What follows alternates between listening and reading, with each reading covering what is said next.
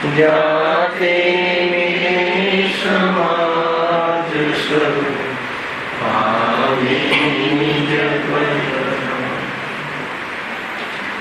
જે નિજ ભાવ સદા સુંદર નિજ નો કરો પ્રકાશ જે બહુવિધિ ભવ દુઃખ તણી કરે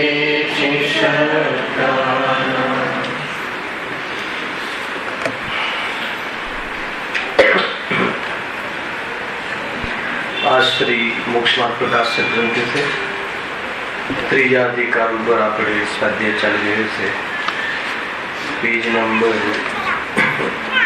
54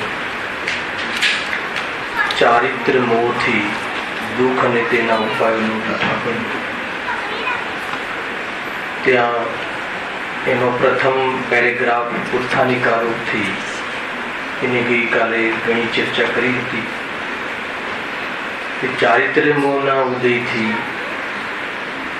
જીવમાં જે ક્રોધાદી ભાવ કષાયરૂપ જે ભાવ થાય છે અને હાસ્ય આદિ નો કષાયરૂપ જે ભાવ થાય છે એ ભાવથી જીવ કલેશવાન બની દુઃખી થઈ અને વિહવલ થતો થતો અનેક પ્રકારના દુષ્કૃત્યોને કરે છે એ અહીં દર્શાવીએ છીએ.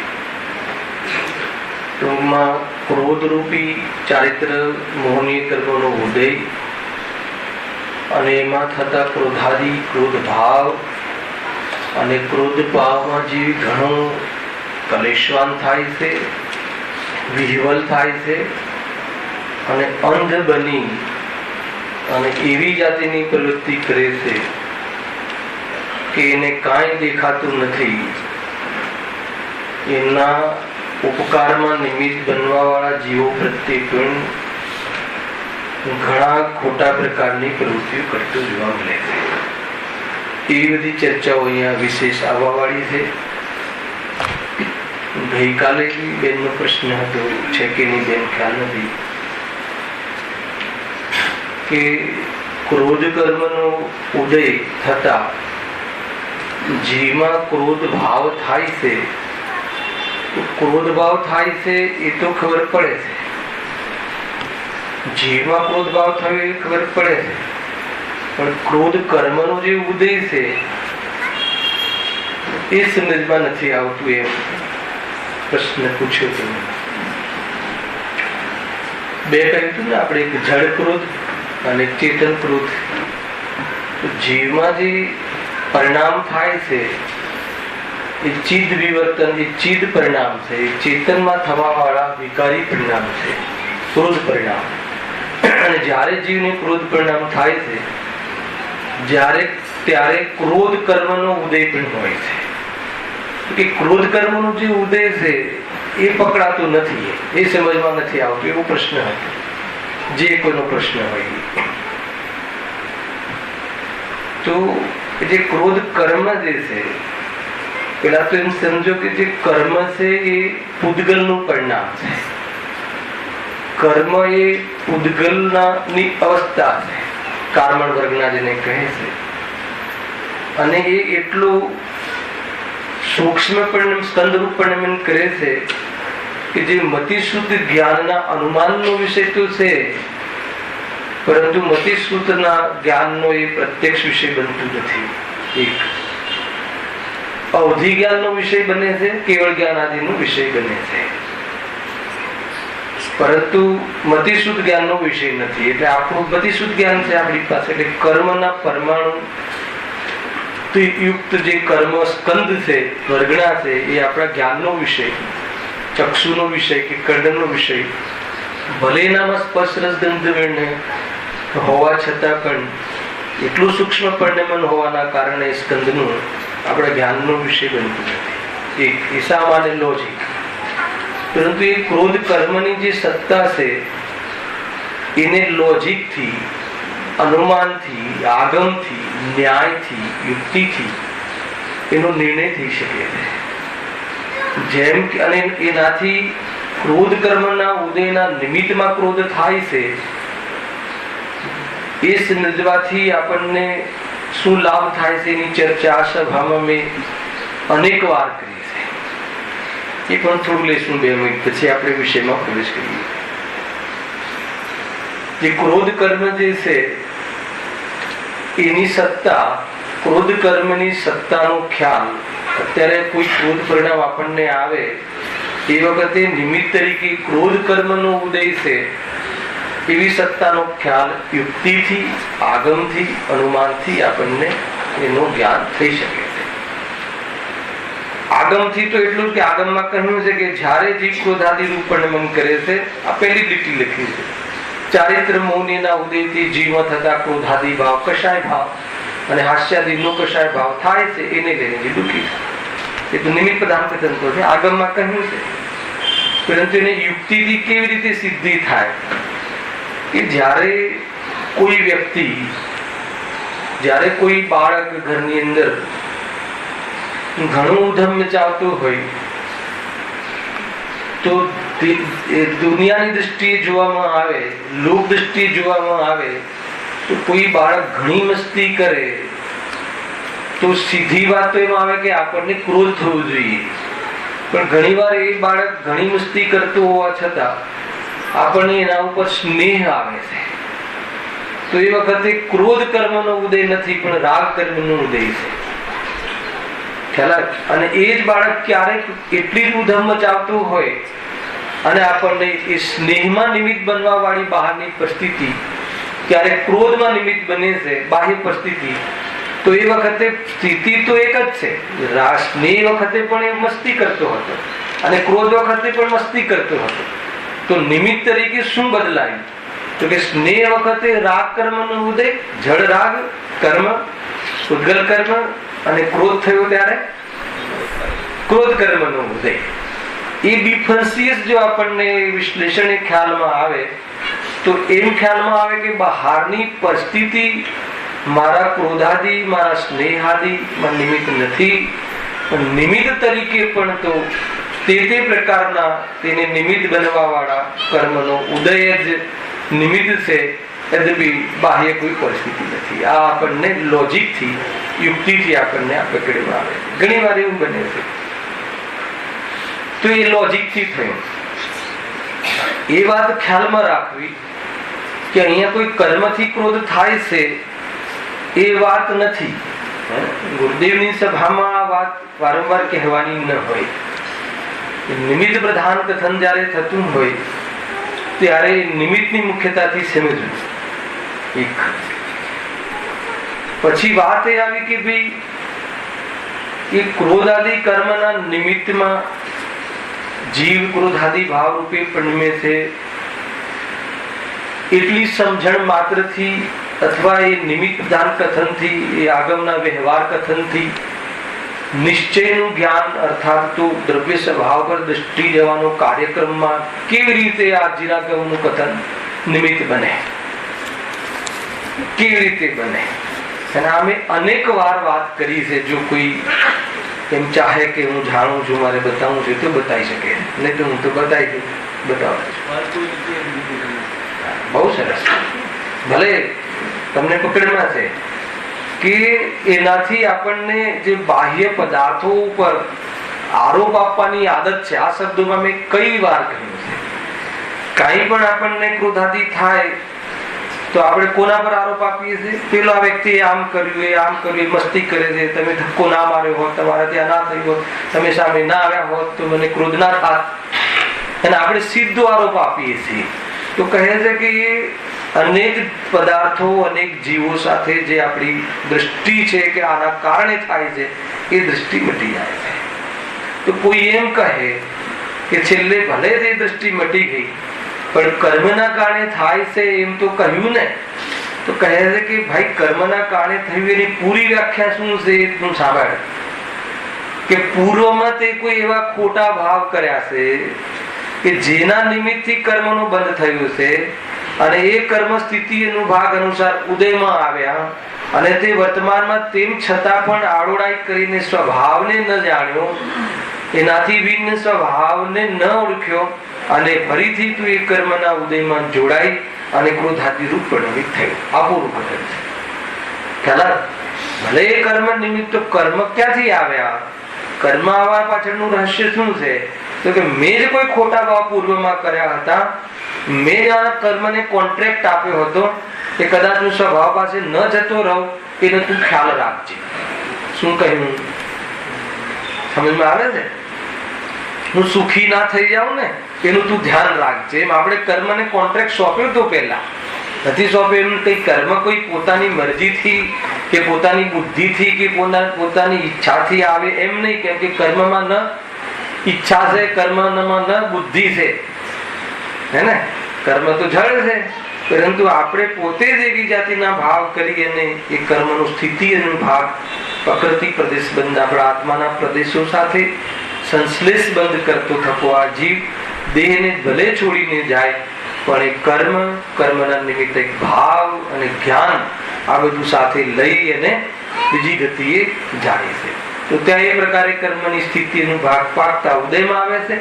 ઉપાદાનમાં શું ભૂલ કરી? પોતાના સ્વરૂપને ન ઓળખ્યો. બહારમાં સહકારી કોણ બન્યું? કર્મનું નિમિત્ત બન્યું.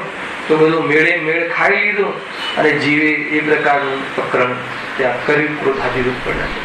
આ પૂરી કર્મની સ્થિતિ. કેમ કે બેનનો પ્રશ્ન હતો કે ભાઈ ક્રોધ ભાવ જે ઉદય થાય છે, ક્રોધ ભાવ આવે છે ખબર પડે છે, પણ તમે કહો એ વખતે જળ નામનું જળ ક્રોધ, એ કર્મનું નામ પણ ક્રોધ. ક્રોધ કર્મ, એક એક જે ભાવ છે એ નામના કર્મો. ક્રોધ કર્મ, માન કર્મ, હે ને? એને એક શબ્દમાં કેવું હોય તો મોહનીય કર્મ, ચારિત્ર મોહનીય કર્મ. પણ એનો ભેદ કરીને વિવક્ષા કરવી હોય તો ક્રોધ નામનું કર્મ, ગતિ નામનું કર્મ જેમ છે ને આગળ અગાતીમાં એ રીતે આમાં નામ છે બધા. એ પ્રમાણે જેટલી કષાયો છે એ કષાયોના નામથી કર્મના નામ પણ છે. ખ્યાલ આવે? એ તમને ખ્યાલ આવે તો 7 તત્વમાં પણ આ વાત તમને ખ્યાલ આવશે. જેમાં 7 તત્વમાં કયા 7 તત્વ છે? જીવ અને અજીવ બે મુખ્ય, દ્રવ્ય રૂપ, એના 5 વિશેષ કયા? ભાવાશ્રમ, ભાવબંધ, ભાવ સંવર, ભાવ નિદ્રા અને ભાવ મોક્ષ. બરાબર છે? આ જીવના વિશેષ થયા. એમ કરીને 7 કયા? 5 વિશેષ અને જીવ બે તત્વ, એમ 5 તત્વ કયા? જીવને જે સમ્યક દર્શનના સિલેબસમાં 7 તત્વની શ્રદ્ધાની મૂળ સિલેબસ છે એમાં પણ એ 7 બીજા 5 પણ ગણાવે. ખ્યાલ છે તમને બીજા 5 કયા? દ્રવ્ય આશ્રય, યાદ છે કોઈ? દ્રવ્ય બંધ, દ્રવ્ય નિદ્રા, દ્રવ્ય મોક્ષ. આ કોના વિશેષ છે? આ કર્મના વિશેષ છે. આ જળ કર્મ છે. હે કર્મ નથી, દ્રવ્ય કર્મ કીધા ને. દ્રવ્ય આશ્રમ, ભાવ આશ્રમ જીવના ભાવ, દ્રવ્ય આશ્રમ જે કર્મનું આપવું થાય છે એ દ્રવ્ય આશ્રમ. અને ભાવ બંધ, જીવનો જે ઉપયોગ બંધાય છે રાગમાં, એ ભાવ બંધ. અને જે આત્માના પ્રદેશો સાથે જે કર્મ આવીને બંધાય છે સ્થિતિનું ભાગરૂપે, એ દ્રવ્ય બંધ. તો કર્મોને દ્રવ્ય બંધ કહ્યું, દ્રવ્ય આશ્રમ કહ્યું, એનું નામ દ્રવ્ય છે. એ અજીવના વિશેષ કયા? અજીવ તત્વ જે છે ને, અજીવ નામનું તત્વ, પૂદગલ તત્વ, એ પૂદગલ તત્વના વિશેષ છે. એની સાથે જીવને મોક્ષ અને સંસાર સાથે નિમિત્ત નૈમિતિક સંબંધ છે. કર્મના સદભાવમાં મોક્ષ થતો નથી અને કર્મના ભાવમાં મોક્ષ પ્રગટે છે, નિમિત્ત પ્રધાન તત્વ. ખ્યાલ આવે? અને આ બાજુ કહીએ તો ભાવ આશ્રય ને ભાવ બંધ જ્યાં સુધી હોય ત્યાં સુધી મુક્ત જીવ થતો નથી અને એના ભાવમાં સંપન્ન નિદ્રા પ્રગટે છે અને જીવ મુક્તિનો પ્રારંભ કરે છે અને મોક્ષને પ્રાપ્ત થાય. 7 તત્વનો એટલો મોટો વિસ્તાર છે ને જયેશભાઈ. 7 તત્વ જીનાગમનો મુખ્ય પાઠ છે. 7 તત્વની ભૂલ અને 7 તત્વની શ્રદ્ધા અને 7 તત્વનું સ્વરૂપ, આ 3 પ્રકારના જે ટોપિક છે એ ટોપિક સૌથી પ્રયોજનભૂત વિષય છે. આવવાનો છે આપણે તો 4થા અધિકારમાં આવશે, આગળ 9મા અધિકારમાં આવશે. બહુ મોટો વિષય. આ એમાં જે ચાલ છે, કેમ કે સમયસાર પણ પૂરા 7 તત્વના આધાર ઉપર છે. અને ભલે એક શુદ્ધાત્માની દ્રષ્ટિની વાત કરવા વાળો સમયસાર ગ્રંથ, અને એમાં પણ ભૂતાર્થ નય જાણેલા 7 તત્વ, એને એ જ સમ્યક દર્શન છે એમ કહે છે. અને આગળ પછી 13મી ગાથા પછી એક અધિકાર, એક તત્વના નામે અધિકાર. એટલે એટલું મોટું પ્રકરણ છે. સમયસર આખું આવી જાય, આખું તત્વાર સૂત્ર આવી જાય. અને તત્વાર સૂત્ર 7 પહેલું જ કહ્યું સ્વામી, સમ્યક દર્શન જ્ઞાન ચારિત્રાણી મોક્ષ માર્ગ હે પછી કહો પ્રભુ સમ્યક દર્શનનું સ્વરૂપ શું? તો કહે સાત તત્વોની શ્રદ્ધા વિપરીત અભિનિવેશ રહિત સાત તત્વોની શ્રદ્ધાને સમ્યક દર્શન કહે છે. એ મોક્ષ માર્ગનો પ્રારંભ. આત્માની શ્રદ્ધાનું નામ સમ્યક દર્શન કે સાત તત્વોની શ્રદ્ધાનું નામ સમ્યક દર્શન? સાત તત્વોની શ્રદ્ધાનું નામ નિશ્ચય સમ્યક દર્શન કે આત્માની શ્રદ્ધાનું નામ નિશ્ચય સમ્યક દર્શન? એ ભૂલ છે ને. ત્યાં એમ લખ્યું ઉમા સ્વામી કે સાત તત્વની શ્રદ્ધાનું નામ નિશ્ચય સમ્યક દર્શન. ખ્યાલ સમયસારમાં કહ્યું ભૂતાર્થને સાત તત્વને જે જાણે છે એ સાત તત્વ સમ્યક દર્શન. એ બસ એ ફોટો ખેંચવાનો છે. આપણે એક રટી લીધું છે ને શુદ્ધ આત્માની દ્રષ્ટિ. અરે સાત તત્વમાં છીટવું એ જ્ઞાન જ્યોતિને જોવે છે સમ્યક દર્શન.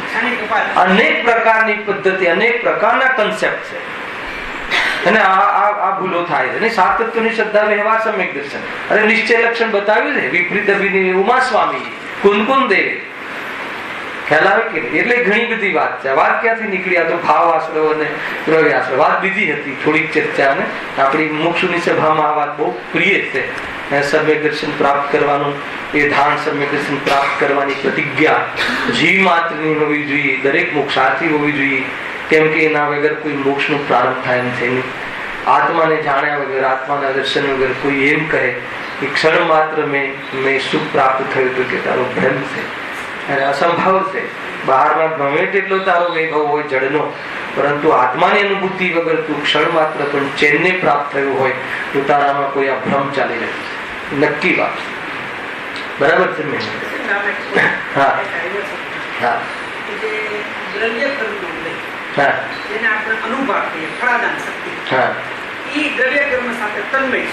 હા એનું પ્રતિભાષણ જ્ઞાનની પર્યાયમાં છે જ્ઞાનના કલો. તો એને શું માન્યું? એને નિમિત્ત બનાવ્યું દ્રવ્ય કર્મના ઉદયને. તો અહીંયા જીવમાં તમે કેમ જીવનો આશ્રય, જીવ ભાવ કર્મ, એ અહીંયા એને નિમિત્ત બનાવતા અહીંયા રાગાદીની ઉત્પત્તિ થઈ એ જીવની પર્યાયમાં થઈ. પણ નિમિત્ત બનાવો કને ઓલા જે દ્રવ્ય કર્મનો ઉદય છે તેનો પ્રતિભાષણ જ્ઞાનની પર્યાયમાં શું છે જ્ઞાન. પણ માન્યું શું કે ખરેખર મને ક્રોધ થયો. તો એ સમયે અહીંયા ક્રોધના પરિણામે એટલે એ થયું તમારું જીવનું મિથ્યાત્વ અને ઓલું તમે કીધું અજીવનું મિથ્યાત્વ દ્રવ્ય કર્મનું ઉદય. બરાબર. આજે તમે ઓલા ભાવ દ્રવ્યાશ્રવ અને ભાવાશ્રવ લીધા ને એની સંબંધમાં એક ભાવ આવ્યો. એમાં એ રીતે છે. બહુ સારી વાત છે, બહુ સરસ કન્સેપ્ટ છે, સૂક્ષ્મ વાત છે, સમજાય એવી છે. હા, એમાં એમ કહ્યું ભાઈનું કેવું એમ થાય છે મહેન્દ્રભાઈનું કે ભાઈ જયારે દ્રવ્યાશ્રવનો ઉદય થયો, નિમિત્ત તરીકે એનો ઉદય થયો, આ બાજુ જીવમાં એ પ્રકારે એનો રાગ થયો. બરાબર છે? તો એ પ્રમાણે મતલબ કોઈ ક્રોધ કર્મનું આપણે ઉદાહરણ તરીકે ક્રોધ કર્મ લઈએ કે ક્રોધ કર્મનો ઉદય થયો, જીવને સ્થિતિનો ભાગ પડે, એનો અનુભાગ છે, એની તાકાત પ્રમાણે એની સ્થિતિ પૂર્ણ થતા એનો ઉદય થયો એનું જ નામ કે એની સ્થિતિ પૂરી થઈ. ઉદય થયો ને ખરવા માટે. અને એટલા લેવલથી કે કેટલા લેવલનો, કેટલી ડિગ્રીમાં જીવને આ બાજુ રાગ ક્રોધ આદિ આવશે એટલી ડિગ્રીનો આ બાજુ જીવે ક્રોધ કર્યો. હવે જે ક્રોધ કર્યો એને લક્ષ્ય કરીને કર્યો એ વાસ્તવમાં જીવનો આશ્રય છે. ખ્યાલ આવે? અને પેલી બાજુ જીવનું કર્મનું આવું થયું એ દ્રવ્યનો આશ્રય છે. મૂળ વાત આ છે. પણ એમાં એક વાત ઓર આનાથી આગળ એક વાત આચાર્ય જ્ઞાનીઓએ કહી અને ગુરુદેવે આ વાતને ખોલીને કહી. ગુરુદેવની જે શૈલી હતી એ શૈલીમાં ઉપાદાનની બહુ જ મતલબ કે વેટેજ વાળી. ભલે અરે તમને હું હમણાં વાંચીને બતાવીશ, બુક અહીંયા નથી લાવવા પ્રવચનોની. એ ભલે આ નિમિત્ત પ્રધાન શૈલી ચાલતી હોય અને કોઈનું બુરું કરે, કોઈનું ખરાબ કરે, ક્રોધ આવે તો એ વચ્ચે એક વાર યાદ અપાવી દે. એમ નથી કે એક દ્રવ્ય બીજા દ્રવ્યનું કરે. એમને જરા પણ બરદાસ્ત ન થાય કે ઉપાદાનને જરા બી ઘણું થાય તો પ્રવચનમાં એમને લાલી ના આવે. એવું જ હતી. મને બહુ હકીકત છે.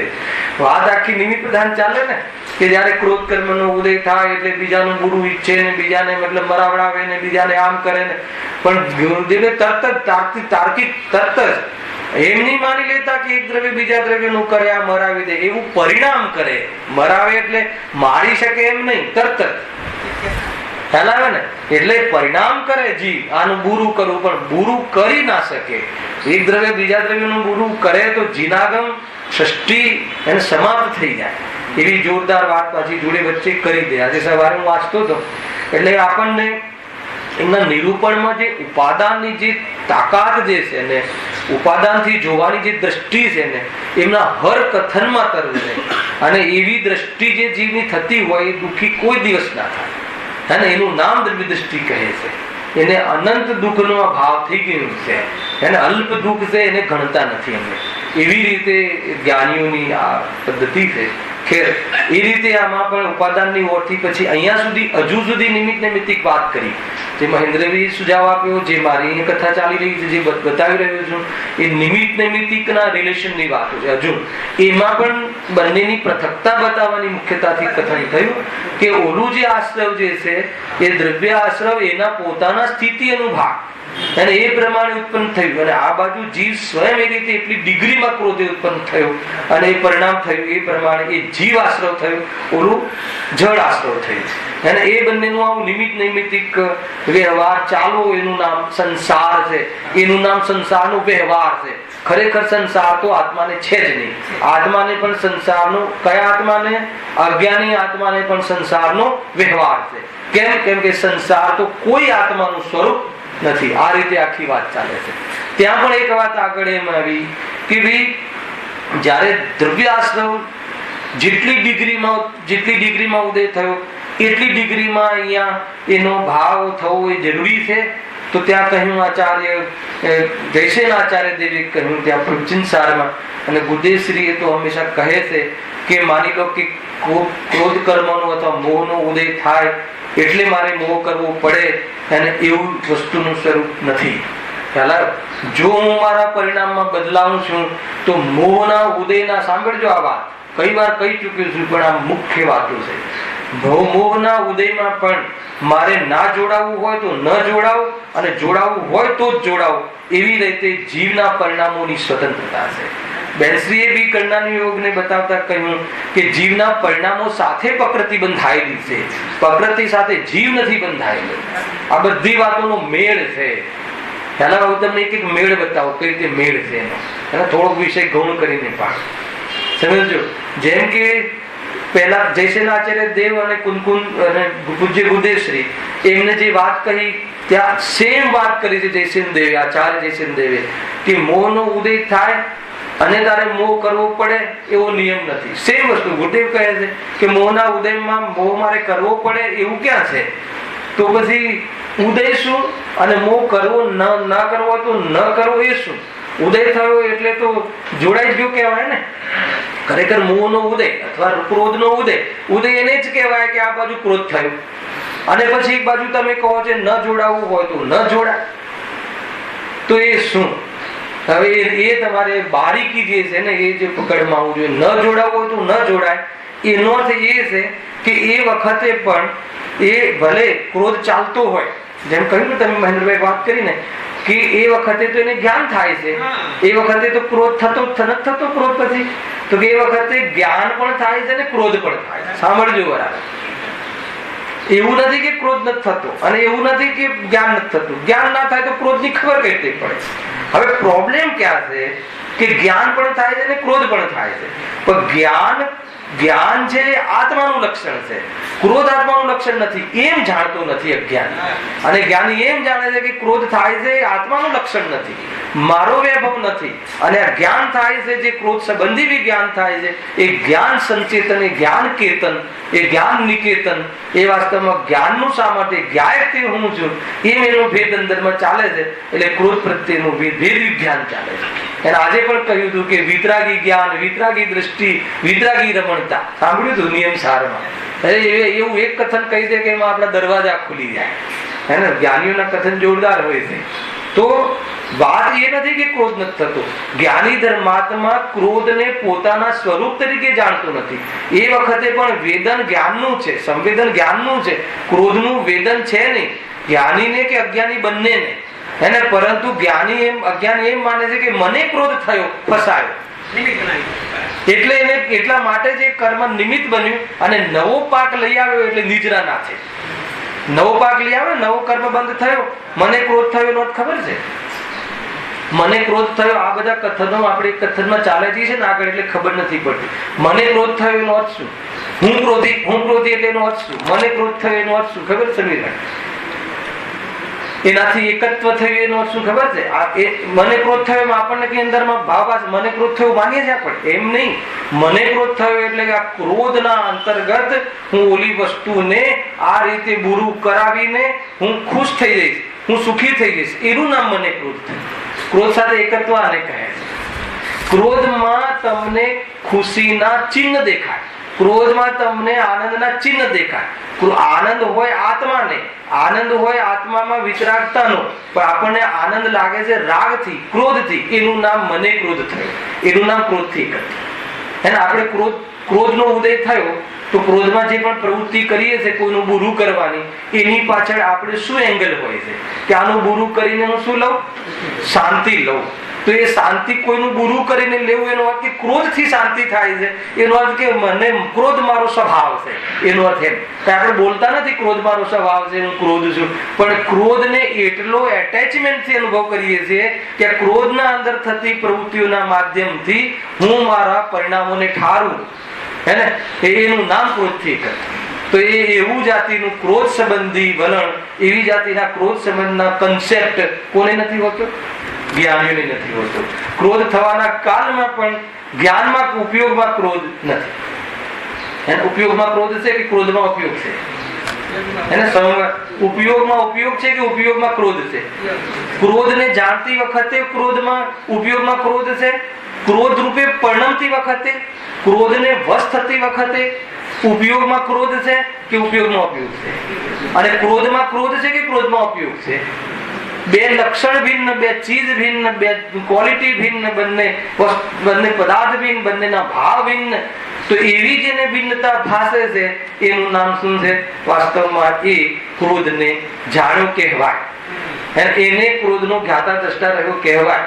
જાણવામાં તો અજ્ઞાનીને પણ ક્રોધ જાણવામાં જ આવે છે, પણ ક્રોધ જાણવાનો સ્વભાવ, એ જાણવાનો સ્વભાવ મારો, અને જાણવાના કાલમાં ક્રોધ આવી નથી જતો, આત્મામાં મારો થઈ નથી જતો, એટલે એનાથી લાભ નથી થતો. એવી જાતિનું સ્વરૂપ, જે અનુભૂતિ સ્વરૂપ છે આત્માનું, એ રીતે અનુભવમાં આવતું હોવા છતાં એને અનુભવતો નથી અજ્ઞાની, એટલા માટે એ ચૂકી જાય છે માનવા. આ આખું કથન તમે જે કહ્યું. ખેર, એ હવે બીજી વાત કેવી, ન ભોગવવું હોય તો ન ભોગવવાની વાત કેવી રીતે થયું કે એ વખતે સાંભળો, આ મેઇન પોઈન્ટ.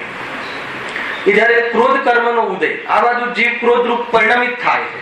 કોઈ કહે છે કે હવે ન જોડાવું હોય તો હવે ન જોડાવું હોય તો એ વખતે આત્મામાં, જ્ઞાનમાં એ તાકાત છે વૈભવભાઈ, જ્ઞાનમાં એવી દિવ્યતા છે કે આ બાજુ એક ધારા ક્રોધની ચાલી રહી છે, અને એ વખતે જ્ઞાનની ધારામાં કર્મધારા ચાલી રહી છે. એ વખતે જ્ઞાનની ધારામાં એવી જાતિનું જ્ઞાન ડેવલપ કરી શકે છે કે આ ક્રોધ અને હું જુદા છું એવી જાતિનો અનુભવ કરી શકે એ વખતે. અને એ જ્યારે અનુભવ થાય છે ત્યારે જે કર્મનો સ્થિતિ, સાંભળજો, પ્રકૃતિ અને પ્રદેશનો ઉદય તો થાય છે, પરંતુ શાનો ઉદય નથી થતો? અનુભાવનો ઉદય નથી થતો. એટલે પ્રકૃતિ, ક્રોધ પ્રકૃતિ એટલા પ્રદેશો ખર્યા, અને એવી જાતિની સ્થિતિ આવી એ ખરી, પરંતુ એને મેં વેદ્યું જ નહીં. કેવી રીતે ના વેદ્યું? મારું સ્વરૂપ છે એવી રીતે મેં ભોગવ્યું જ નહીં, એટલે એના ફળને મેં ના ભોગવ્યું. એના ફળને ના ભોગવ્યું એટલે એ સમયે પણ હું આક્રંદ ન થયો, એ સમયે પણ જીવ વિચલિત ન થયો. એવા અનેક ઉદાહરણો મુનિરાજોના જીવનમાં, જ્ઞાનીઓના જીવનમાં, જ્ઞાનીઓ જે છદ્મસ્ત, જે ગ્રસ્ત જ્ઞાનીઓ છે એને દ્રષ્ટિગત શાંતિ રહે છે, અને જે મુનિ જીવનના જે જ્ઞાનીઓ છે એને દ્રષ્ટિગત પૂર્વક પરિણામગત શાંતિ પણ એ વખતે વર્તાતી હોય છે. ને તો મને બતાવો કે જે વખતે માન લો કે કોઈ ઉપસર્ગ કરે છે અને એ વખતે એમનું જ્ઞાન પણ ત્યાં કામ કરે છે, અને એ વખતે સ્વરૂપમાં ના હોય છઠ્ઠા ગુણસ્થાને, તો એ વખતે સંજલન ક્રોધ કશાય પણ ચાલે છે, સંજલન ક્રોધ. એવા સમયે પણ એમની પરિણતિ છૂટી પડીને આનંદમાં રહે છે કે નથી રહેતા? તો આવી જાતિની પદ્ધતિ છે એક. બીજું બેનશ્રીએ જે કહ્યું કે શું કહ્યું કે જીવના પરિણામ અથવા જીવ પ્રકૃતિથી બંધાયેલો નથી. એટલે શું ખબર છે કે પૂર્વમાં તમે ગમે તેવો બંધ કર્યો, સાંભળજો આ મુખ્ય વાત, કર્ણાનુયોગની છાટ જ્ઞાનીઓને મતલબ કે ગુરુદેવશ્રીની બેનશ્રીની પણ હતી. એ વખતે કર્ણાની ભલે સભામાં બહુ ના ચાલ્યા, પણ વાંચન કેવું હશે, એક લીટીમાં જ આવરી લીધું. તમને ખ્યાલ આવે છે આ લીટીમાં કે જીવની સાથે, જીવ પ્રકૃતિ સાથે બંધાયેલો નથી. એટલે શું કે માનો કે તમે પેલા બંધ કરી લીધું, એકદમ 17 કોડા કોડી, મિથ્યાત્વનો ઉત્કૃષ્ટ બંધ કેટલો, 17 કોડા કોડી બંધ કરી લીધો. પણ આ બાજુ તમારી સત્તામાં પડ્યું છે. પણ જો તમારું પરિણામ, વર્તમાન પરિણામ, ભાઈ વર્તમાન પરિણામ ક્ષયોક્ષણ લબ્ધિ, વિશુદ્ધિ લબ્ધિ, દેશના લબ્ધિ અને પ્રાયોગ્ય લબ્ધિ, હજુ કઈ કરણ લબ્ધિ નહીં, 4 લબ્ધિ, ત્યાં સુધી અગર જો પરિણામ એવું વિશુદ્ધ થઈ જાય છે તો જે સત્તામાં પડેલો જે 17 કોડા કોડી બંધ છે એ અંતર કોડા કોડી અલ્પ થઈ જાય છે અને એ રીતે ઉદયમાં આવે છે.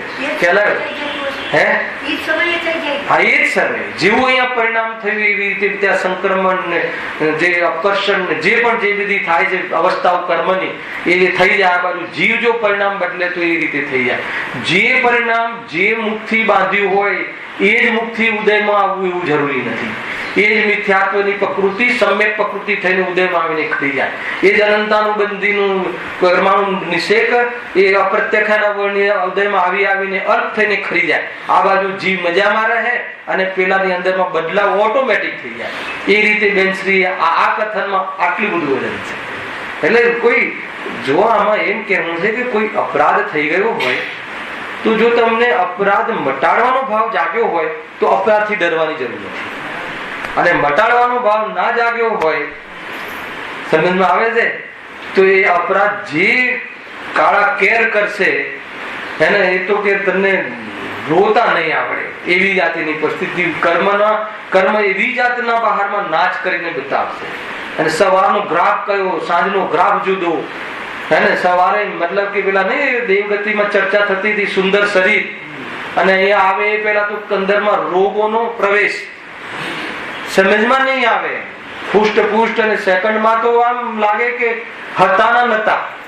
એટલે કોઈ સમજવા જેવી વાત છે ને. એટલું જ નહીં, એવો દુઃખી એવી જાતિની પરિસ્થિતિઓ બનતી હોય છે કે એમ લાગે કે જીવ એમ કહે કે મેં આવા કોઈ પાપ વર્તમાનમાં મારી બુદ્ધિમાં તો આવતું નથી કે કર્યા નથી. એને એવા વૈરાગ્ય વર્ષામાં ગુરુદેવના પ્રવચનો છે હે ને. તો પછી આ કેમ તો કહે છે કે તું ભૂલી ગયો. કોને ભૂલી ગયો? આ કરી તો એને ભૂલી ગયો કે ભગવાન આત્માને ભૂલી ગયો? અરે આ જે થાય છે એ તારી સાથે થતું નથી. આજે બી તું ભૂલી જાય છે એ યાદ કર. કીડા પડ્યા તો આત્મામાં પડ્યા કે શરીરમાં પડ્યા? એટલો જ નિર્ણય કર. એ ભગવાનને ભૂલ્યો છે ને એટલે જ તું દુઃખી છે. ક્યાં પડ્યા કીડા?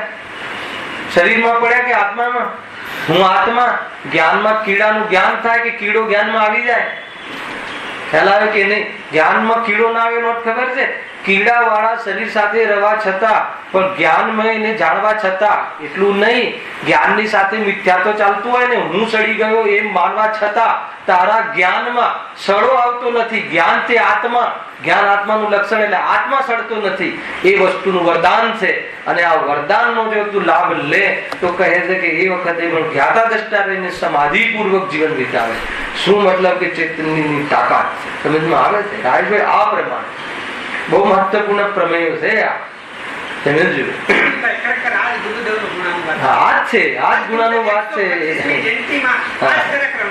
કયો એવો સમય છે કે આપણે એમને ભૂલી શકીએ? કેમ કે એમની હર વસ્તુ, હર મોમેન્ટ અને વસ્તુનું સ્વરૂપનું પ્રતિપાદન અને એટલું હવે શું કહે હૃદયમાં જે વસેલું છે કેવી રીતે બતાવે. અને આ જ ભક્તિ છે. એમના બતાવેલા સિદ્ધાંતોના પર પ્રેમ કરવો, સ્વરૂપ પ્રાપ્ત કરવાનો પુરુષાર્થ કરવો, એ ગુરુદેવનો પ્રેમ છે. ખ્યાલ આવે કે નહીં? તો એ શું પ્રેમમાં શું રહ્યું? ખાલી વાત સાંભળી અને માનીએ નહીં તો એ પિતાના આજ્ઞામાં માની ક્યાંથી કહેવાય? અને એ રીતે બહુ વિચાર કરવા જેવો છે અને જલ્દીથી જલ્દી એ માર્ગમાં પ્રવેશ કરવા જેવો છે. બહુ જોરદાર વાત છે. તો ગજબની વાત છે. હમણાં મારે બે દિવસ પહેલા કોઈ આપણા ગ્રુપમાં કોઈ અમારે મલાડના ગ્રુપમાં કોઈ બેનને લાસ્ટ સ્ટેજ છે કેન્સરનું, મને કહે કે આપણે આવજો તો કલાકે મેં ત્યાં ચર્ચા કરી હતી. તો આ વાત જે વાત કહી એ સાંભળતા જીવના ચહેરા પર એટલી પ્રસન્નતા આવે હે ને, કે ગજબ લાસ્ટ સ્ટેજનો ખ્યાલ હોવા છતાં પ્રસન્નતા સમજમાં આવે છે કેટલી. એવી જાતિની આ ચેતનામાં, આ તત્વના જ્ઞાનમાં, એના અભ્યાસમાં, એના નિર્ણય માત્રમાં જો એવી સંચાર હોય તો એની પ્રતીતિ હોય તો કેવો ખેલ, અને પ્રતીતિ પૂર્વક જો એનો વિશેષ અવલંબન હોય તો કેવી મજા, અને પૂર્ણ અવલંબન હોય તો સિદ્ધ ભગવાન બનીને હવે આવવાનું ક્યાં રહ્યું. એ જાતની આખી આ યાત્રા એ જ વાસ્તવમાં ગુણની પ્રગટતા છે. અને એ પ્રમાણે આ વાતને સમજવી બહુ સુંદર ચર્ચા છે.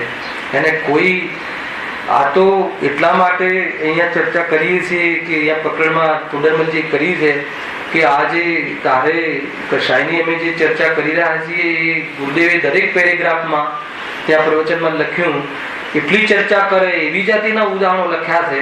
એને મેળ પડશે તો હું શનિ રવિ લઈ આવીશ, વાંચીશું એમાંથી આના કનેક્ટેડ થોડું. અને મોક્ષ માર્ગ કી તીરણે કે જે બી છે એમના પ્રવચનોમાં તો અંતમાં હરેક પેરેગ્રાફમાં એક ઇન્ડિકેશન, એક એલર્ટ કરે, એક આપણને સાવધાન કરે કે આ આટલી જે ચર્ચા અમે કરી રહ્યા છીએ એ તું સ્વભાવને ઓળખીને કશાય મટાડવાનો પુરુષાર્થ કરવા માટે કરીએ છીએ. એટલે આપણે કશાયથી આમ ગભરાઈને વાતો સાંભળીને ડરીને જઈએ ને, ડરીને ન જઈએ ને એટલા માટે તરત જ પાછું એક ઇન્જેક્શન આપી દે કે આ તને કોઈ ડરાવવા કે તને કોઈ મતલબ કે ભયભીત કરવા માટે અમે આ તને ક્રોધની ને માનની એવી ચર્ચા કરતા નથી, પરંતુ આવી જાતિની પરિણામોમાં તું નિરીક્ષણ કરજે અને આ કશાયો મટાડવાનો તું પુરુષાર્થ કરજે કે જેથી કરીને તું સંતાપથી રહિત થઈ અને ચેન સુખ શાંતિને પ્રાપ્ત કરે એવી જ્ઞાનીઓની અને આત્માર્થીઓની નિરંતર ભાવના રહેતી હોય. એવી ચર્ચા ત્યાં જુઓ. હવે જોરદાર વાત આગળ એમ કહે છે જુઓ કે જ્યારે ક્રોધ ઉપજે, ત્યાંથી લીધું તો આપણે ગઈકાલે થોડી ચર્ચા કરી હતી કે જ્યારે ક્રોધ ઉપજે ત્યારે અન્યનું બુરું કરવાની ઈચ્છા થાય અને એ અર્થે અનેક ઉપાય વિચારે. આટલે સુધી આપણે એક લીટી ગઈકાલ લીધી હતી કે ક્રોધ કર્મનો ઉદય થાય, ચારિત્ર મોહનીય કર્મના ઉદયથી કષાય ભાવ થાય છે મૂળ, અને કષાય ભાવથી જીવ દુઃખી થાય છે, વિહવલ થાય છે, અને દુઃખી થતો એવી જાતિના કૂપ કાર્ય કરે છે, કેવી જાતિના કાર્ય કરે છે કષાયની પુષ્ટિ કરવા, કશાય બરદાસ્ત ના થતી હોય એવી જાતિની પ્રવૃત્તિ કરે છે કે જેથી કરીને એ નિરંતર સંતાપવાન તો રહે છે પણ આગામી કાળમાં પણ સંતાપવાન રહે એવી જાતિના કર્મનો બંધ કરી અને એની આ સંસાર યાત્રાને આગળ ધપાવે છે. હવે એમાં બ્રેક લેવો બહુ જરૂરી છે આ સંસારના માર્ગમાં, અને એટલા માટે અહીંયા ચર્ચા કરે છે. તો ક્રોધમાં કેવું થાય છે હવે આપણને ખબર છે. ગઈ કાલે પણ મેં કહ્યું હતું કે આપણે જયારે આમાં વાંચવામાં એટલી વાત શું કહી શકાય કે જે ક્રોધ આવવાથી જે થઈ શકે એ આપણને બધાને ખબર છે. આ યાદ કરો તમે કોઈ ક્રોધના પ્રકરણને ઘરમાં કોઈ એવો ક્રોધ આવી ગયો હોય જોરદાર, કોઈ તોડફોડ કરી હોય, આમ હોય કોઈને, તો એ વખતે યાદ કરો કે ભાઈ એમને હું આપથી પોતાથી બહાર જતો રહેતો હતો અને પોતાના મતલબ બહારમાં કોઈ વ્યક્તિનો વિવેક નતો રહેતો, અને જેને આપણા પર ઘણો ઉપકાર કર્યો હોય એવા જીવોને પણ એને આપણે એ વખતે વિચાર નથી કરતા. ક્રોધમાં કાંઈ નું કાંઈ હા ને ક્રોધમાં બની જઈએ છે. છતાં અહીંયા લખ્યું છે જુઓ, જ્યારે ક્રોધ ઉપજે ત્યારે અન્યનું બુરું કરવાની ઈચ્છા થાય અને એ અર્થે અનેક ઉપાય વિચારે. અનેક ઉપાય વિચારે એમાં કહ્યું હતું કે અનેક પ્રકારની બહારમાં કોઈની મદદ લે અને કોઈને અને એની સત્તા મતલબ એનું નામ નિશાન મટાડી દઉં એવું લખ્યું ગુરુદેવે. અહીંયા તો ખાલી બુરું જાણે એટલું લખ્યું, એમાંથી એ ભાવ કાઢ્યો કે ક્રોધનું જયારે અંદરમાં તો એનું નામ નિશાન ના રહેવું જોઈએ. આગળ લખ્યું છે કે ભલે પોતાનું નુકસાન થાય તો થાય પણ એનું તો થવું જ જોઈએ એવી જાતિની અંદરમાં. અને શાના માટે આ ક્રોધમાં આવી કુકાર્ય, આને કુકાર્ય કહે છે. એ કશાયને સહન નથી કરી શકતો એટલે બરદાસ્ત થતો નથી, એટલે એના પોષણ માટે એને આ રીતે વ્યક્ત કરે છે અને એ રીતે કશાય મટાડીને સુખી થવા માંગે છે મૂળભૂત.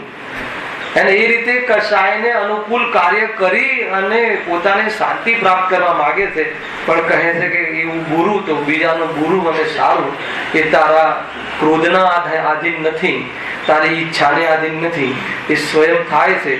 એટલે તારો ક્રોધ કરવો વ્યર્થ છે અને એવા ક્રોધથી તારું બુરું જરૂર થાય છે. એટલે ક્રોધના અભાવનો વિચાર કર, એ સિવાય બીજો કોઈ વિચાર કરવા જેવો નથી. એ ઉદ્દેશ છે. જો પછી આગળ એનાથી એક નીચું સ્ટેપ, કદાચ કોઈનું પૂરું ન થાય એવી જાતિની ક્ષમતા ન હોય અંદરમાં કશાયની એવી, તો શું કરે? જો મર્મ છેદક ઘાડી પ્રદાન આદિ રૂપ વચન બોલે. આ બહુ ગજબ વાત છે. મર્મ છેદક એટલે શું? કોઈને ચૂબે એવા વચન બોલે. સામેવાળાને મતલબ કે એવા વચન કહે કે એને કદાચ એને એમ લાગે કે મરણ થઈ જાય તો સારું. ઘણી વાર એવું છે કે વચન એને કોઈને તમે કંઈ કહી દો ને તો એમ થાય કે આના કરતા મરવું સારું, પણ આના વચન સહન નથી થતા. કડવા વેણ કહે છે ને, એ મર્મ છેદક. એને એક પ્રકારથી ચૂબે એવી જાતિની વાતો કરે, એવી જાતિનું વસ્તુ યાદ દેવડાવે એને, જે વસ્તુ જેનાથી એ વ્યક્તિ બહુ પરેશાન થતો હોય એવી વાત એને યાદ કરાવે. તો એ રીતે મર્મ છેદક છે. એના માટે કથાનક પણ આવે છે. ક્યાંક વાંચવામાં આવ્યું હતું કે કહું તમને એમાં પણ કેવી રીતે મર્મ છેદકનો ભાવ તમે જોયો હોય તો, કે એક લક્કડ હાર હોય છે, લાકડી કાપી જંગલની, અને એનું ભરણ પોષણ અથવા ગુજરાન ચલાવતો હોય છે. તો જંગલમાં રોજ જાય, લાકડા કાપીને લાવે, હે ને. હવે એકવાર એવું બને છે કે એક વાઘ હોય છે, ત્યાં એક ઝાડની નીચે પડ્યો હોય છે, એના કોઈ પગમાં બહુ ડેમેજિંગ હોય છે, કે કાંટો ઘૂસી ગયો હોય છે, કે પાકી ગઈ હોય છે, તો એક વાઘ ત્યાંથી હલી શકતો નથી. બરાબર. તો આ જીવને કરુણા આવે છે કે આ કેવી રીતે એનો કોઈ ખોરાક કેવી રીતે લેશે, કેવી રીતે જશે, તો એને એની ટ્રીટમેન્ટ કરે છે, એને બરાબર કરે છે. એટલે વાઘ એના પર પ્રસન્ન થઈ જાય છે. એના કથાનક છે એક સામાન્ય એક ભાવ કરવા માટે. તો એના પર પ્રસન્ન થઈ જાય છે અને કહે છે કે બોલ, તારે શું જોઈએ છે, હું તારી શું મદદ કરી શકું, શું તારો ઉપકારનો બદલો આપી શકું. તો એ કહે છે કે મારે રોજ હું માથે બે કે 4 લાકડા લઈ જઈ શકું છું, અને સિંહમાં તો વાઘમાં તો બહુ જબરજસ્ત તાકાત હોય છે. તો એ કહે છે કે રોજ તું મને આ લાકડા રોજ લઈ જા અને મારી સાથે ઘરે ચલ, પાલતું થઈ જાય છે એટલે પ્રોબ્લેમ આવતો નથી. તો રોજ લાકડા લઈ જાય એના પર, ને એનો ધંધો બરાબર ખીલે છે. સાયકલમાંથી સ્કૂટરમાંથી ગાડી, અને લોકો એમ લાગે છે કે આ ભાઈને શું થયું એમ. તો કોઈ વ્યક્તિને પૂછે છે કે આ તારામાં બદલાવ ક્યાંથી આવે? તો એક વાક્ય બોલે છે. શું વાક્ય બોલે છે ખબર છે? એ વાક્ય બોલે છે કે મને કા ગધેડો મળી ગયો છે ને, ભાર વહન કરવા વાળો. હવે ઓલો વાઘ ત્યાં સાંભળે છે એને, એટલે એની અંદરમાં ચૂબે છે. સમજમાં આવે છે? આ ત્યાં લખ્યું, આ મર્મ છેદક નો અર્થ ત્યાં લખ્યો, એવું ચૂબે છે. એટલે વાઘ એને કહે છે કે તું મને જલ્દી ગોળી મારી દે, નહીં તો હું તને ખાઈ દઈશ. ખ્યાલ આવે કે નહીં? એ શું કામ? કે તારી ગોળી તો મને સદશે, પણ તારી બોલી જે છે ને એ મને નથી સદતી, કે એ મને સહન નથી થતી. સમજમાં? આ ઘણી વખત કોઈ એમ કે તું મને લાફો માર દે તો ચાલે, પણ 4 જણ વચ્ચે બોલતો નહીં. ખ્યાલ કહે છે ને, એટલે બોલી એટલી જોરદાર છે. તો એમાં આખું સરસ વિસ્તારથી કહ્યું છે. આ બધું પ્રથમ યુગમાં આવે ક્યાંય ને ક્યાંય. તો આને કહે છે મર્મ છેદક. એને એવી જાતિનું આપણે એટલા માટે આ પણ એક હિતમિત પ્રિય વચન બોલવા જોઈએ. વાણીમાં આપણું એવી જાતિની એક પ્રકારથી મીઠાશ હોવી જોઈએ. એને મીઠાશ એટલે ઓલી આજવાળી મીઠાશ નહીં. આજે ગુરુદેવ કહ્યું ને તે ચાપલુસી, એ નહીં. એ પાછી માયામાં જતું રહેશે, માયાચારીમાં. એને એક શબ્દ હતો ત્યાં ચાપલુસી. રાજવલ્લભ કયો ઓલો નોકર, પણ એને એક શબ્દ હતો નીચે ફૂટનોટમાં, એને ખુશામત વાળી વાત નથી. બોલે હિતમિત પ્રિય, મર્યાદિત બોલો, કોઈનું ઉપયોગી બોલો. જીનવાણી પર ખરેખર, જે જીભ પર ખરેખર સરસ્વતી વસવી જોઈએ. આ મોઢામાંથી શબ્દ એવો જ નીકળે કે કોઈના હિતમાં નીકળે. બસ એ વાત બરાબર ખ્યાલ રાખો. અને ખરેખર વાદે મૌન રહેવું જોઈએ. કોઈ જગ્યાએ કોઈની નિંદા થતી હોય ને તો ચૂપ રહેવામાં મજા છે. અને એમાં જોડાય ને, હા એ પણ આવો, અને તાલ આવે તો એને પછી બરાબર લાગ આવે તો જોઈને પછી એને પરેશાન કરવું. આ બધું દ્વેષ પરિણતિ ચાલતી હોય ને એમાં એ વ્યક્તિ તો સામે હોય નહીં, અહીંયા દ્વેષમાં એવો જલે. 2 જણ ભેગા થઈને પેલો ત્રીજો વ્યક્તિ તો બની શકે કે સમ્યક દર્શન લઈને મુનિ થઈ ગયા. ખરેખર એવું બને છે. અને આ બાજુ આ 2 જણ એના માટે એટલું આમ છે ને તેમ છે ને, પેલા આમ કર્યું હતું ને આમ કરતો હતો ને, એવું અંદરમાં દ્વેષ પરિણતિ કરે. અરે શું લેવા દેવા છે? કોણ આ બધા બહારના વેશ છે? કેવા પરિણામો વાળા ને કેવા કાર્યો કરવા વાળા જીવો ફરી ગયા અને ભગવાન બની ગયા. તું એટલું જ જો ને બસ.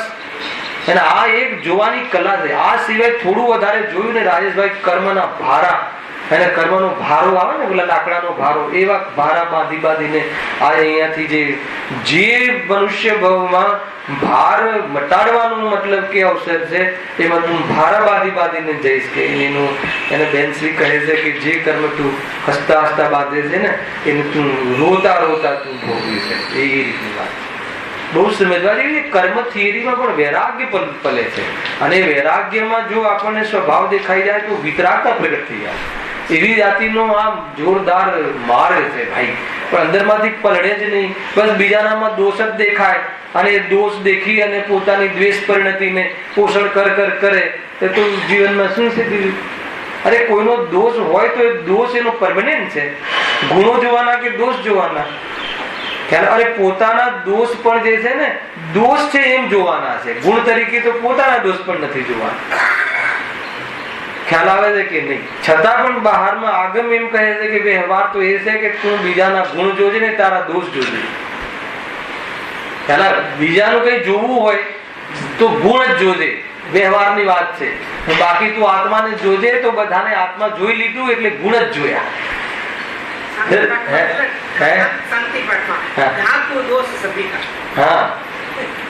એ રીતે ઉપગુણ અંગ છે જ્ઞાનીનું.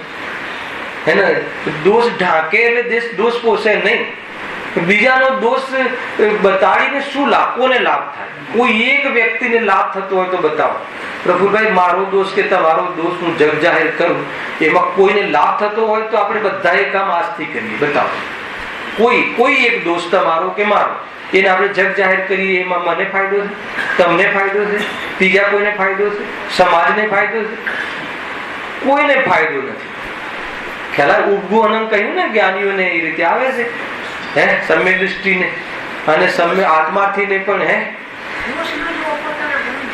હા નહીં, પોતાના દોષ તો એને દોષને દૂર કરવા માટે, એટલે કહ્યું ને દોષને દોષ તરીકે તો જોવા પોતાના પણ, અને દોષ તો જોવે નહીં.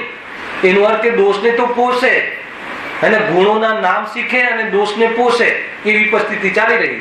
હું ગાયક છું એમ તો રટે, પરંતુ દરેક પરિણતિમાં જે કશાય છે એનું તો પોષણ કરે. તો હું ગાયક છું એ ગુણને જાણ કેવી રીતે કે હર સમય બધા જ ભોગોના પરિણામોને પોષે અને કહે ભાઈ આપણે તો ગાયક છીએ, આત્મા તો ખાતો નથી, અને પછી પોષણ કરે. તો એમ છે એ અપેક્ષા કહું છું. પોતાના દોષને દોષ તરીકે જોવા જોઈએ કે આટલા દોષ ઉભા છે. એને બહુ બધાને ખરેખર તો એ વીર માણસ છે કે પોતાના દોષને દોષ તરીકે. આજે મને અહીંયા બેસેલો એક વ્યક્તિ બતાવો કે જે બી કોઈ એ દોષ કરતો હોય એને એ દોષ તરીકે જોતો હોય. બતાવો તમે પોતાના પર વિચાર કરો. એને કોઈ બી માનો કે તમને ક્રોધ આવે તો ક્રોધ આવે તમે એને દોષ તરીકે જુઓ છો કે એને ક્રોધ તો આવે જ ને, સહજ છે ને, આવું કરે તો ક્રોધ તો આવે જ ને. એ રીતે જોઈએ છે આપણે. કોઈ દિવસ આપણે મારી કમજોરી છે, મારી ભૂલ છે, આનાથી દુઃખ થાય છે, આ ક્લેશ છે, છોડવા જેવું છે, અહીંયા બોલીએ છીએ, શીખીએ છીએ, પણ એવું લાગે છે, એવું ભાષિત થાય છે. ભાષિત થવું જોઈએ. બોલવામાં ને એ તો ધારણામાં તો લઈ લીધું, હવે ક્યાં સુધી ધારણામાં લેવું છે? એને એ વસ્તુને બહારમાં શીખી તો લીધી, એ સમજી તો લીધી, પણ ભાષિત થવું જોઈએ. એવું ભાષિત થાય તો કહે છે યુગલજી સાહેબ કહે છે કે જેને અજ્ઞાનની જો પોતાના અજ્ઞાનનું પહેલા જ્ઞાન થઈ જાય તો સમજો કે એની શરૂઆત થઈ ગઈ. અને એ એવી જાતિનું મતલબ કે ચિંતન છે. હા, એટલે નિષ્પક્ષ નો અર્થ શું છે? નિષ્પક્ષ એટલે શું અર્થ છે? કે એને પોષવા માટે નહીં, એનું નામ નિષ્પક્ષ. એ રીતે આજે તમે જ્ઞાન ધારા અને રાગ ધારાનો ભેદ વિજ્ઞાનનો અત્યારે અવસર છે. ખ્યાલ આવે? આપણે જ્ઞાન ધારા અને રાગ ધારાને બંને સમાન માનીએ છીએ કે રાગથી બી લાભ થાય ને જ્ઞાન તો છે જ. એ રીતે જીવનું ચાલે છે. અને આ બોલવાની વાત નથી, ફિલિંગની વાત છે. અને તમને હું અત્યારે હાલ સિદ્ધ કરી શકું છું આપણે કે આપણે આ ફિલિંગમાં એ રીતે છે. બતાવો રાજેશભાઈ, બહુ જ નિષ્પક્ષ કીધું મહેન્દ્રભાઈ, નિષ્પક્ષ રીતે કે હું તમારા સ્વાધ્યાયમાં નિમિત્ત બનું છું, તમને મારા પ્રત્યે સ્નેહ આવે છે, એ સારી વાત છે કે ખરાબ વાત? તો કાઠી વાત છે ને આ જવાબ આપતો. સ્નેહ તો છે ને પેલા સ્નેહ છે, ધર્માનુરાગ છે, પ્રેમ છે, હવે એ પ્રેમ છે એ દુષ્કૃત્ય છે કે સુકૃત્ય છે? ખ્યાલ આવે કે નહીં? આમ આપણે બોલી ન શકીએ, આપણી ફિલિંગમાં છે કે ભાઈ સ્નેહ હોય એ આપણને ગમે છે, તો એ ગમવાનો જે ભાવ છે એ કહે છે કે અંદરમાં એનું એક જ ચાલી રહ્યું છે.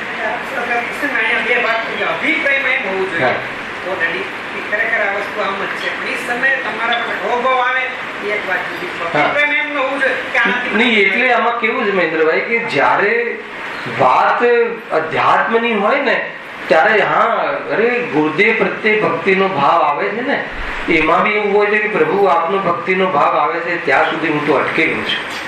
છે તો આમ જ એમ જ છે એને ગુરુની કે દેવની ભક્તિ આપણને તારે એમ નથી એવું ગુરુદેવ શીખવાડ્યું. બધી વાત ક્યારે જે વસ્તુ જેવી છે એવી શ્રદ્ધા કરવી જોઈએ. અને પછી થોડો બી પક્ષ નહીં, જે ઉપકારીનો ઉપકાર તો આવવો જોઈએ કે ના આવવો જોઈએ. અરે ઉપકારીનો ઉપકાર આવે છે ને એ અટકવાનો ભાવ છે એમ આવવું જોઈએ. શરૂઆત જ એ રીતે છે અહીંયા. અરે એ ઉપકારનો ભાવ આવે છે એટલે જ આ ચર્ચા છે.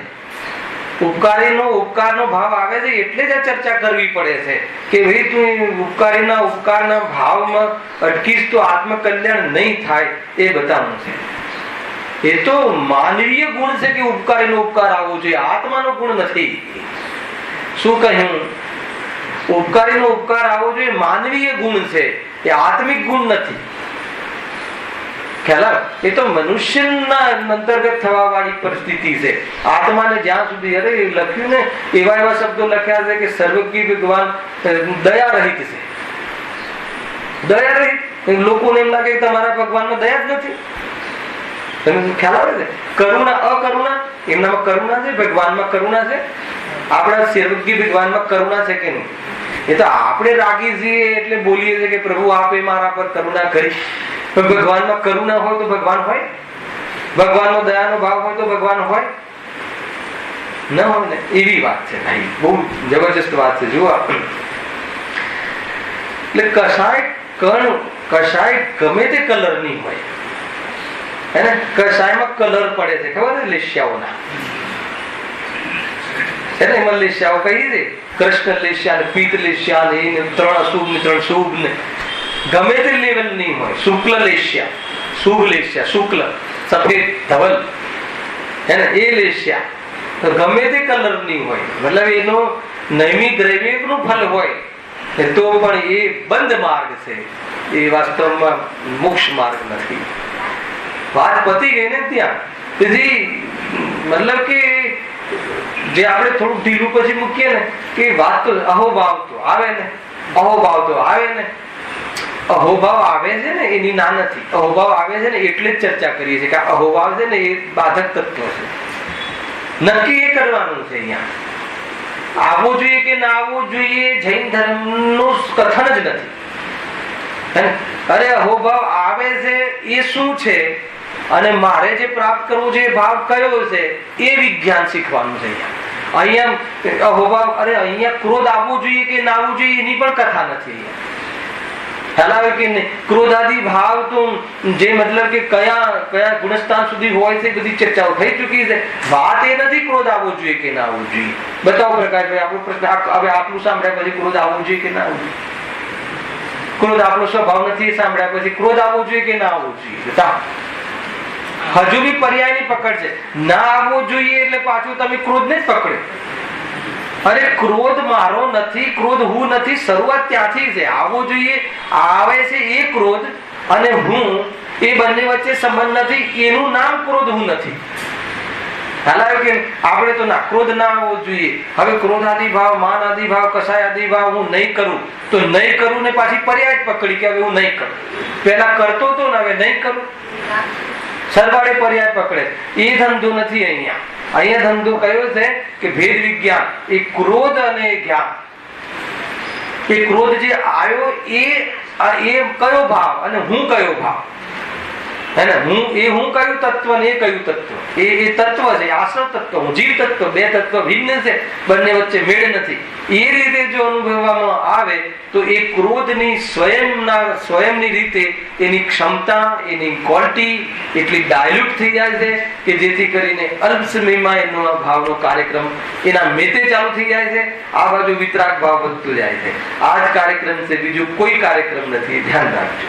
અને આપણે એના નામે ક્રોધને પકડીએ છીએ. જો આગળ ક્રોધમાં કેવી જાતિની પરિસ્થિતિ ઉભી થાય છે, કેવા કુકાર્યો પ્રવર્તે છે. જુઓ, મર્મછેદક ગાડી પ્રધાન આદિ રૂપ વચન બોલે, પોતાના અંગો વડે શસ્ત્ર પાષાણાદિક વડે ઘાત કરે અને કષ્ટ સહન કરી. જો આ તો બધું ખ્યાલ છે ને, વાંચી જ લેવું છે.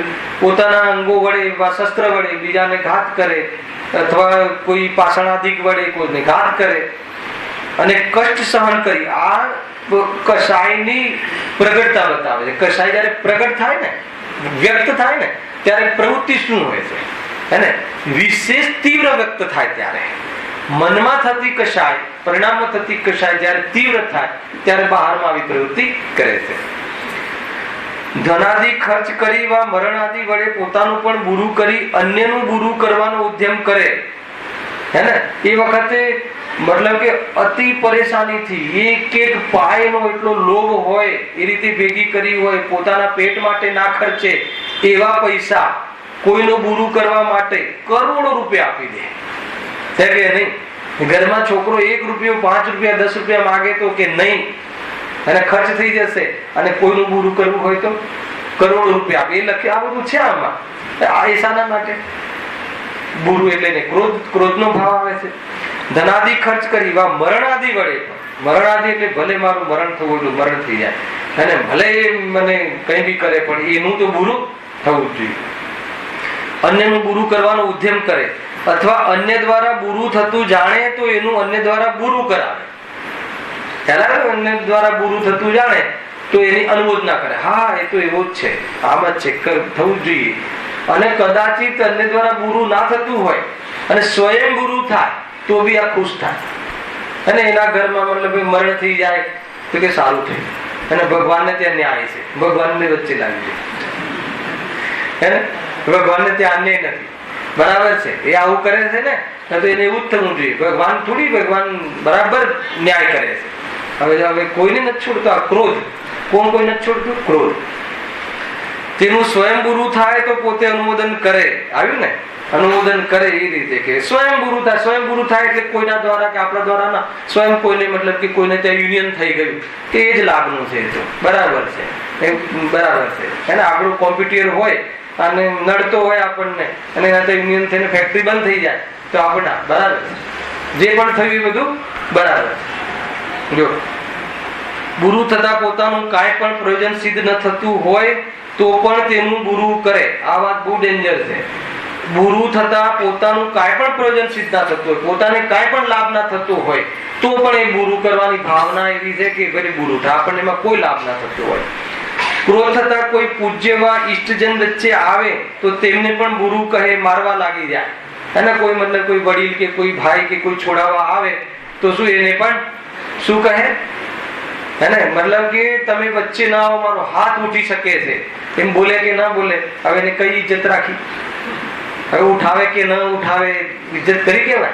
તો એ ક્રોધમાં કાંઈ ખબર પડતી નથી. એમ ક્રોધના આવેશમાં કાંઈ વિચાર જ રહેતો નથી. લખ્યું અહીંયા. વળી અંતિમ લીટી વાંચીને પૂરું કરીએ છીએ. વળી અન્યનું બુરું ન થાય તો પોતાના અંતરંગમાં પોતે જ ઘણો સંતાપવાન થાય. આ બતાવવા આવે છે. શું કહે છે? અન્યનું બુરું ન થાય એટલે ભલે પોતાનો બિઝનેસ બરાબર ચાલતો હોય, બધું બરાબર હોય, પણ પેલાનું બુરું થવું જોઈએ. અને બીજાના બુરામાં શાંતિ અને બીજાના સુખમાં દુઃખ, એવું એનું નામ છે ક્રોધ. બીજાને સારો લાભ મળતો હોય તો આપણને અંદરમાં આકુળતા થાય, અને બીજાનું ખરાબ થાય તો આનંદ થાય. એનું નામ ક્રોધ. આ રીતે ક્રોધનું કાર્ય છે. અને એમાં અંતરંગમાં પોતે જ ઘણો સંતાપવાન થાય, પોતાના જ અંગોનો ઘાત કરે, વિષ ભક્ષણ આદિ કરી મરણ પામે. એ આદિ અવસ્થા ક્રોધ થતા થાય છે. કુલ મળીને છેલ્લી 2 લીટી આપણે શનિવારમાં ફરીથી કહીશું. એમાં અંતરંગમાં સંતાપવાન રહે છે. મેઇન તો અહીંયા ક્રોધ થતા આ બધું થાય છે એ નહીં, દુઃખી થાય છે કે નહીં. ક્રોધમાં આપણને કોઈ ક્રોધ કરતો હોય તો આપણને એના પર દ્વેષ આવે, કેમ આમ કરે છે, પણ કોઈ દિવસ કરુણા આવી? કોઈ માણસ ક્રોધી થતો હોય ઘરમાં, આપણા જ કુટુંબમાં કોઈ બહુ ધમ પછાડ કરતો હોય તો અંદરમાં તમને કોઈ દિવસ કરુણા આવી એના પરથી? કેટલો દુઃખી થાય છે જીવ. એને એ મૂળ છે, કેમ કે એમાં સંતાપવાન થાય છે. એની ચર્ચા નેક્સ્ટ. સહેજાનંદી અવિનાશી આત્મ સ્વરૂપ, સહેજાનંદી શુદ્ધ સ્વરૂપી અવિનાશી આત્મ સ્વરૂપ, સહેજાનંદી શુદ્ધ સ્વરૂપ